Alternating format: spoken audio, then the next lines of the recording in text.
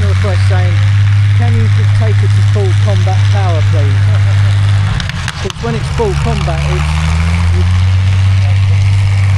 for example, jet engine afterburners are used in takeoff and combat situations. Let's put that to full combat. Let's frighten the...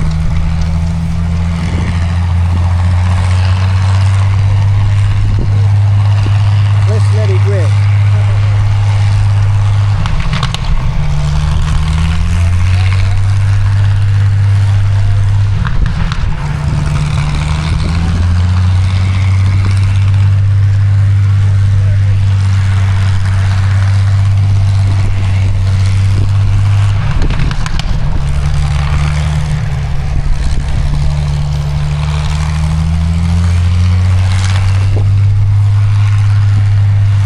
I should have brought my tripod along to stick it on that and have it holding. But I think I took it out of the car when I finished the netting off because I didn't really need it.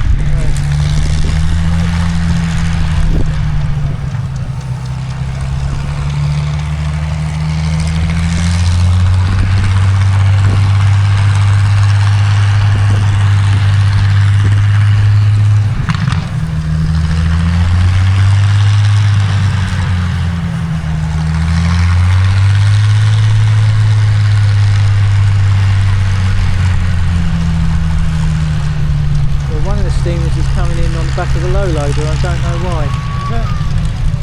To my left. They're just shutting down engines for...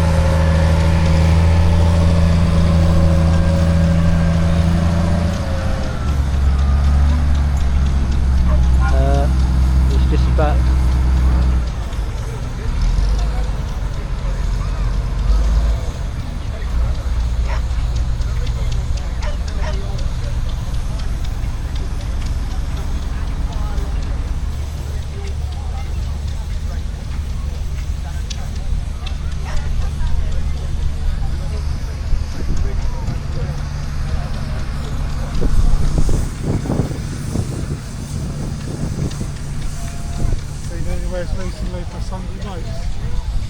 I went to a pub in Southampton called The Vine, next door to where I was staying for Netley Marsh. Alright, very good. It's alright. Yeah. It's only £9.29, so not too bad.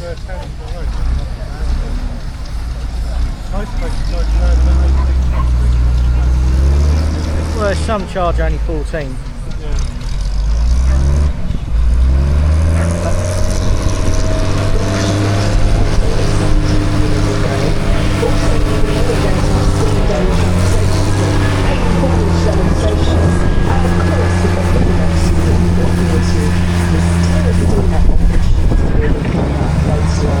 Finally, the end of the afternoon is in the grand parade. There's lots of plenty of things to look forward to coming up. Just a quick announcement, it's Miss Freya Miller. Miss Freya Miller is in earshot. Please tap the commentary box and have an item that belongs to you.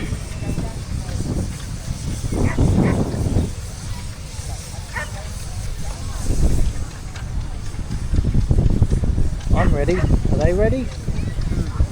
Yeah, so I think next time we go to Chichester I might just pop in the Crate and Apple or somewhere like that because I know they've done a good one in there. Have you ever been drinking out in Bournemouth? That's nice place. No, I haven't. Really nice place. Find a weekend could go. But full of students, so it's a reunion bursting. This means there's going to be cheap drinks about. Yeah, definitely. That's exactly what I'm thinking. Yeah. As long as it's not Nat's Piss Lager. Yeah. Although I didn't half fancy, well, over the last weekend I did drink some Australian weed because it was a hot day and I didn't actually fancy Guinness. Yeah, I was trying not to mention them.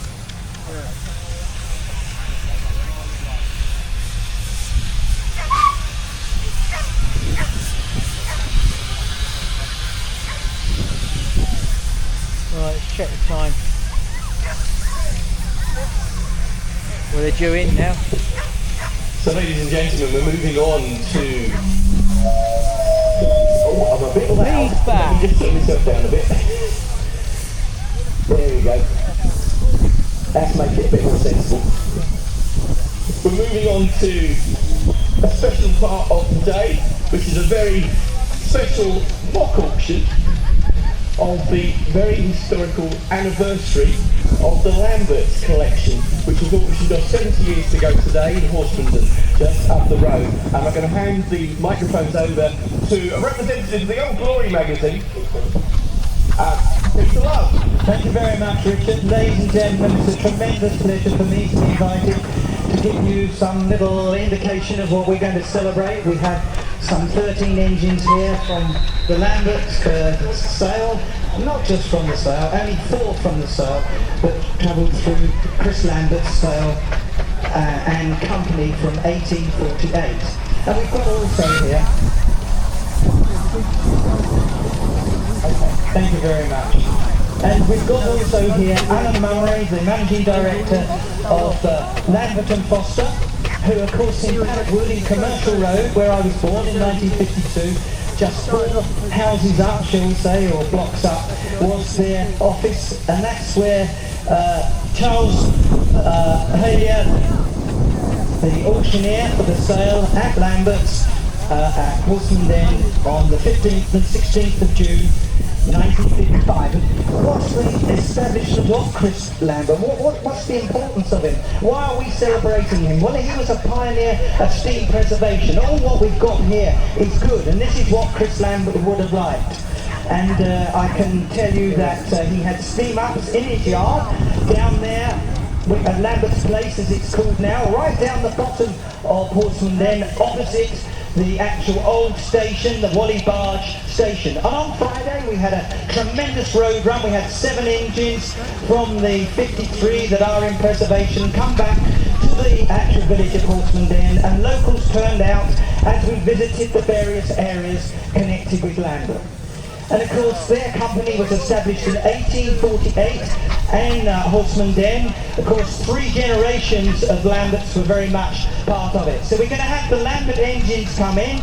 They're going to line up. Come and enjoy what we've got all here, because we want you to take part in the auction.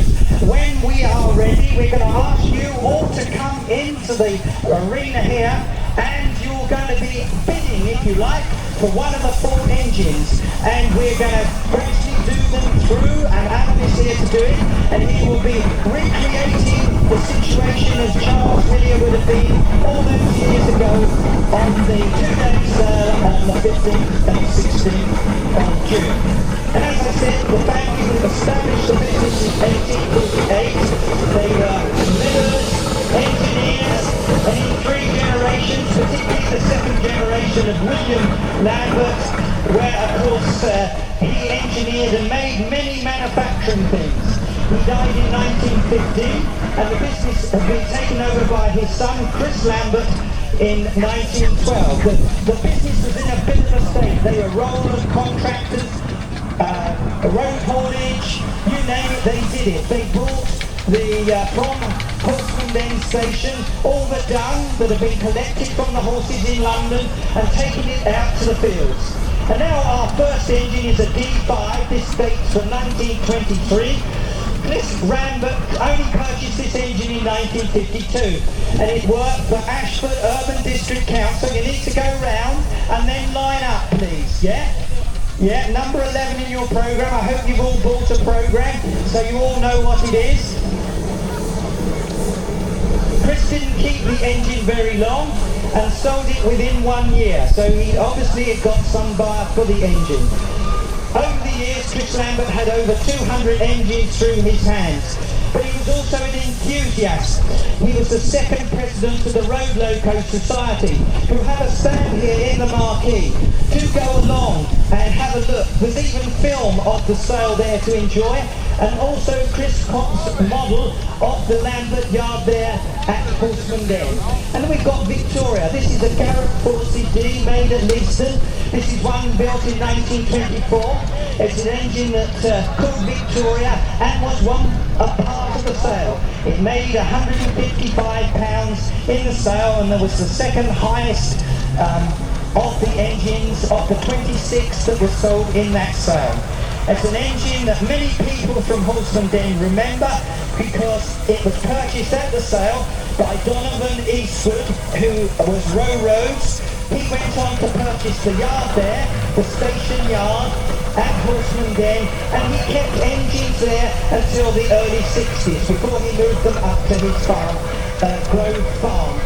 And then we come to a lovely little A5 single-cylinder Avon & Porter engine that Lambert, again, he didn't keep this very long. It's a neat size, it's virtually unique. There are not many 5 horsepower engines owned by the Sparks family for many years, and of course they were to buy other engines, and of course Mr. Sparks was a very keen fan of Avon & Porter. And Avon & Porter engines were made at Rochester, at the works there, from 1861 onwards. And then coming along is the star of our show that we're going to see later on, because it's one of the 4 that were sold, but this one £85. This is an AR6 Road Locomotive by Avon & Porter. 1900 it was made and sold to Shipman Simmons. And in 1903 it was purchased by Chris Lambert, who used it to haul bricks from High Brews railway station to Horsmonden. 3 wagons, 1,500 bricks were in those 3 wagons. It has 2 speeds, but it's high geared.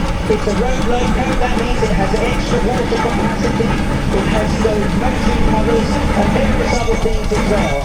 And it also has the Lambert patent springing equipment on the back of it as well. Something that was made by Weeks at their Perseverance Works to the design of W. Lambert. And then we come on to our 1920 Foden, a fabulous engine that we've got here.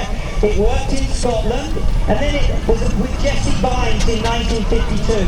And of course Jesse Vines knew Chris Lambert, and a deal was done, and it was brought to Horsmonden. It was only there in 1953, 54, and of course at the sale where it was sold to the Ward brothers for £90 and went to Egham in Surrey. A fine engine it is indeed.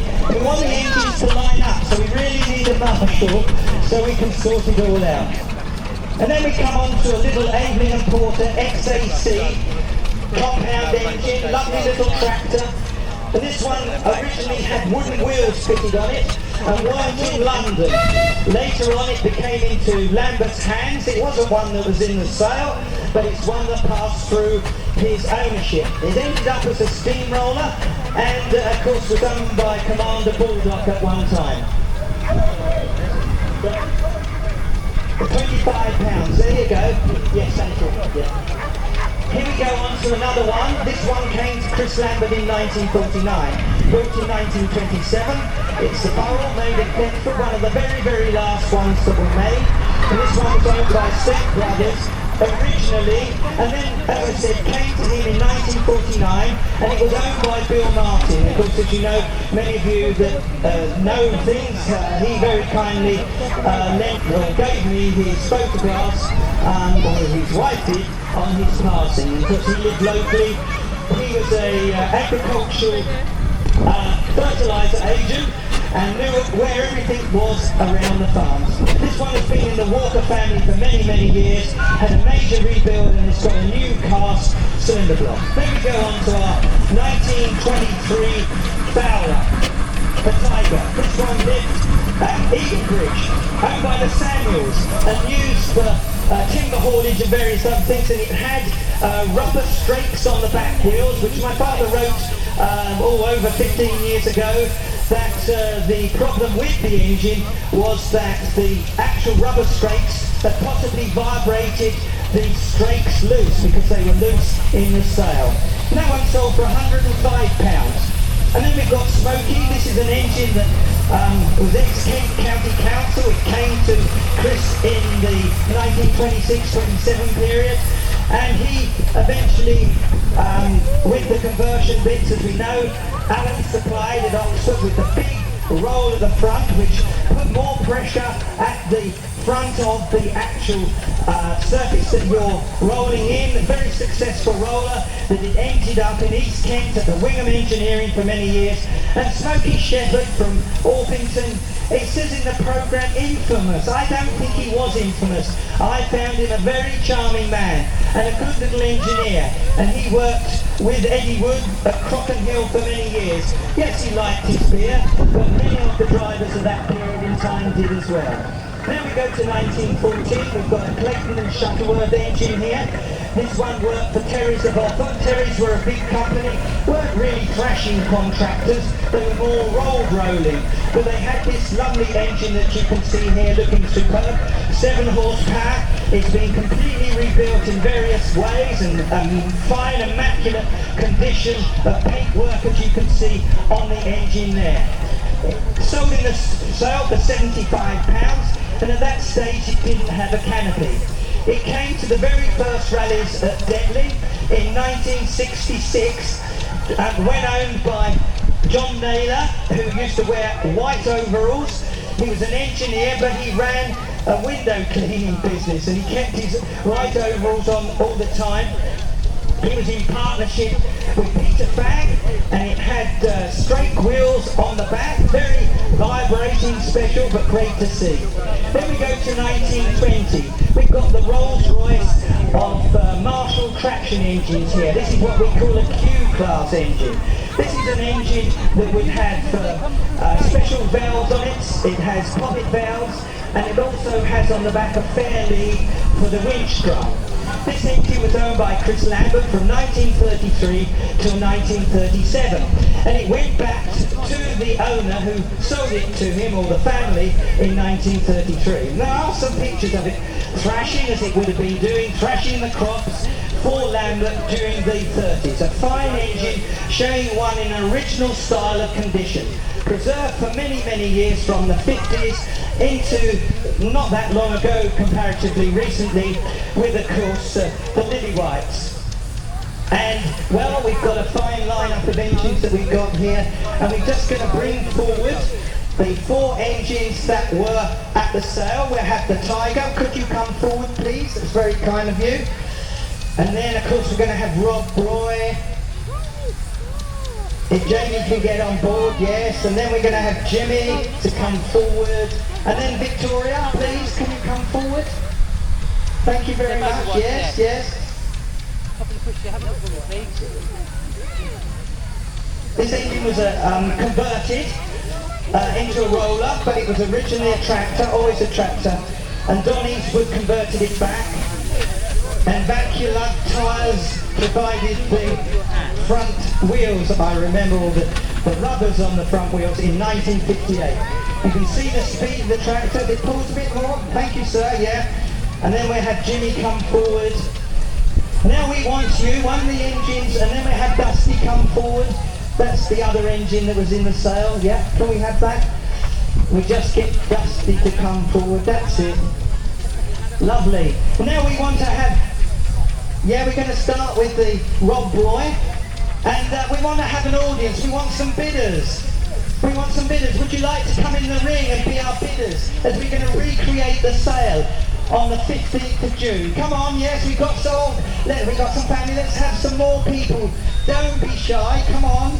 Let's have you all in the ring. Ladies and gentlemen, you can come in the north end or the south end of the arena, or via the commentary box on the south side of the commentary box. There's an entrance into the arena here. Come in. You're not going to be bidding for real. It is only a mock auction. So I'll just tell you that before we start. Okay? They just want some people to put their hands up and smile. So come forward. So, Alan, what would have been the commission in 1955? Not enough, because I'm an auctioneer. I would imagine it would have been probably 5%, maybe the guinea. They may have been sold in guineas, with the auctioneer keeping the 5p in the guinea. Yeah, we want some more. Don't come shy, come on. Don't forget there was 2,000 people at the sale. It was all in the national newspapers, the Daily Express, the Daily Mail, and various others. Oh, we got Michael Rettman coming in from the RLS tent. We want to have a few more, come on, so we can creep. In fact, the fencing is very similar to what it was like at Horsmonden. Come on, we want a few more people to bid. We had a big steam sale on Wednesday. We had a Marshall traction engine that Weald was at. He works for HJ Pugh. £88,000 it sold for. Needs a bit of work on it, especially in the gears. There you go. Come on, we want a few more. Have a few more. We got Meridian Television here. It's going to be on the television tonight. But we got a few people. Yeah. Andrew Gokes has just come forward with his lovely Jimmy. And we're really lucky to have Jimmy here. This is the star engine, ladies and gentlemen, really. And then we've got John Freeman coming along. He's going to do some bidding. He's the man that instigated all of this. Come on. Yes, we have a few more of you. Get it a bit more cosy. It wasn't that cold on the day, and there was a railway strike as well, and Maidstone and District laid on an extra load of buses. We need HMS Sawton in the back because that's a Lambert steam wagon. We need to have that here really as well. Well, ladies and gentlemen, we've got this lovely engine that we've got here, this Rob Roy. Are you going to tell them all about it, Alan? I'll do my best. Yeah, I'm following the king, but here we go. So, it's nice. Thank you very much to the Lambert family for asking me to sell all of these engines. I have the original catalogue in my hand from 1955, which was Charlie Hillier's catalogue with the prices noted in it.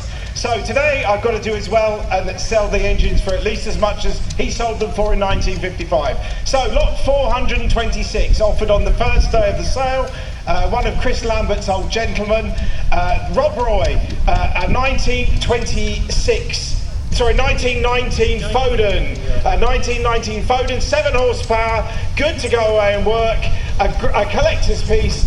So back in 1955, where will we be? Who's £20?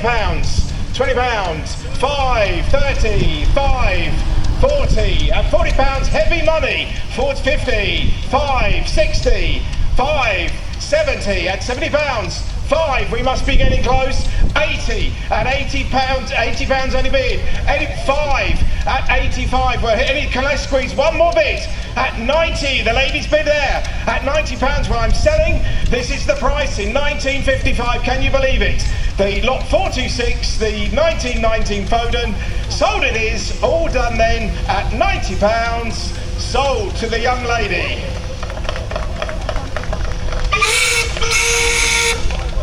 So Peter, what would that be worth now? Ish, have a guess. well, I had a look last night in between everything else, and if you use the modern calculation for it, that's £2,518. Now, what would it be worth now? Well, I reckon, I'm not sure what Mr. Wilkins or Action paid for it from Scotland, but he must have paid about £150,000 for it. And Jamie Croft needs to be congratulated for all the wonderful work that he's done to keep the engine on board. It's never really been restored. It might look very well painted, but lots of mechanical problems exist with it because it's a little bit worn out in places. But let's put our hands together and thank Jamie for all what he's done this year in keeping that wonderful Foden together on the road. Thank you, Jamie. Just for your interest, ladies and gentlemen, if you come over to see the film in the tent, I'm pointing if you're looking at me, we brought out some old property catalogues. So, put it in context, this engine here made £90 in 1955. You could buy a nice, very nice, well-appointed farmhouse in Horsmonden for £3,000. So, just to put it in context, that was, it's not such a low price as it sounds. So that's the first one we got to offer. The young lady's invested £90 very well. You've just turned it into £140,000 very quickly. Well done. But you're off to Surrey, Egham, and just to tell you about the wards were two families. One was a road rolling contractor, the other one was a ploughing engine contractor, and they were also Leyland Nuffield tractor agents, and the company lasted till 1974. Now we come on to shall we walk down the end? Come on, auctioneers, you missed out on that £90 engine. Let's see if we can find one that might sell a bit cheaper. You know, steamrollers were selling at the sale quite well. they were selling just as much, and some of them were actually going to be used again on the road. And now we come to our lovely Clayton of 1914, a good old Kent engine that's had a bit of a rough life, but this gentleman and his family have done a wonderful job in doing it up and have taken it on board. It wasn't bought by Chris Lambert until the 40s, and it was in a bit of a bashed down state. It didn't have a canopy on it when he bought it, and it didn't have it at the sale. So you're going to describe it, Alan. Now we're on to the next lot. This is the Clayton and Shuttleworth, and of course yeah, I thought it was in the sale. I'm sure it was. Oh dear, perhaps it's not. I thought perhaps it's not. Well, I thought it made £75. Okay, well, armed with that knowledge, let's see what we can make of it. Who knew? So, there we go then, Dusty. A beautiful, beautiful condition. And what may I say then? And who's £30 quickly? 30, 40, 50. Peter, what did we get to? Well, you've got to get to £70. Oh, £50. That's the estimate. Has anybody got 60? It's a good thrashing engine. You don't need a combine. You've got this engine. At £70 then, I'm selling at £70. Only bid we're in 1955 prices. Sold it is. You wish. All done. Sold at £70. Well, thank you very much. Another one finds a new home. This engine ended up at Lye, and I remember going to see it with Dad. And Les Warren had the tubes out the engine. It was raining. He had an E27N Lincoln welding set, and Les Warren had got two welding rods joined together, and he was welding inside the boiler. There you go. That's how you did working repairs in the old days. And now we go on to the lovely Fowler, the Tiger. This had a roof on it at the sale, and there is a colour slide of this engine. Because it stayed in the yard quite a few weeks after the sale.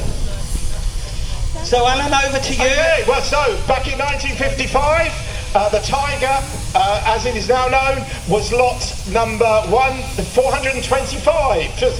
So a Fowler engine there, 4 horsepower, 1921, in excellent order there. So what may I say for that then? And is any going to be bold and bid me 3 figures? £100? No, I'll bid you £75 from my grandfather. 75. Because that's 80. What he went to. No, we're out. 80. At £80 only bid then. At £80 only bid. What a miss. What No, grandfather didn't want to pay any more. 105. I can't believe we're at £105. What a magnificent price. Oh. At £105. It's a lot of money for that. It's a lot of money. Yeah. At £105, we've reached the value in 1955. Gentleman in the middle there. Sold it is. All done at £105. Yours, sir. That's £2,938 in today's money. There you go. So this was bought by W. Reynolds in Bedfordshire, and he kept it in the yard for, he had to be a few phone calls from Lambert and Symes to get him to pick it up. And it took him, for it, Peter? well, presumably, I don't know, there was any trouble there. And of course it had come from Samuels of Edenbridge, where it had been used on timber work. They had it for many, many years, and it was a bit of a one-owner engine for many years. And of course now it's part of the Saunders collection, and it's a wonderful pleasure to have them here with their D-type Foden that they only purchased in April this year, and we thank them for coming to the show. Now we've got to move on. We've got to go and see the Garrett. Thank you very much, and we're moving on further. What a beauty. Yeah, we're going on to Victoria. Victoria's a Garrett 4 CD. They built 400 Garrett 4 CDs, mostly during the First World War period. They're a very lovely engine, ideal for working in timber yards and various other things. They're perhaps really a 6-ton engine, not a 5-ton engine, but they were very, very popular. And Garrett's works, of course, had started in the 1700s. You can read all about them. There's lots of books on Garrett's written by W. Whitehead from Tunbridge in Kent, who also had connections with the Lamberts as well. And of course this was converted into a steamroller by Lamberts, as Lamberts did. He wanted to make his engines work and make a living from them. They were cheap to buy as tractors, they weren't needed, but you could still use them as a steamroller. Unfortunately they have a bit of a high gearing. You want a low gear for rolling work, but of course he used it, and Bill Pilcher, his foreman for many years, and Bill Cheeseman, Len Rolfe and Lucas and others are all involved in driving and looking after the fleet of engines that Lambert had there.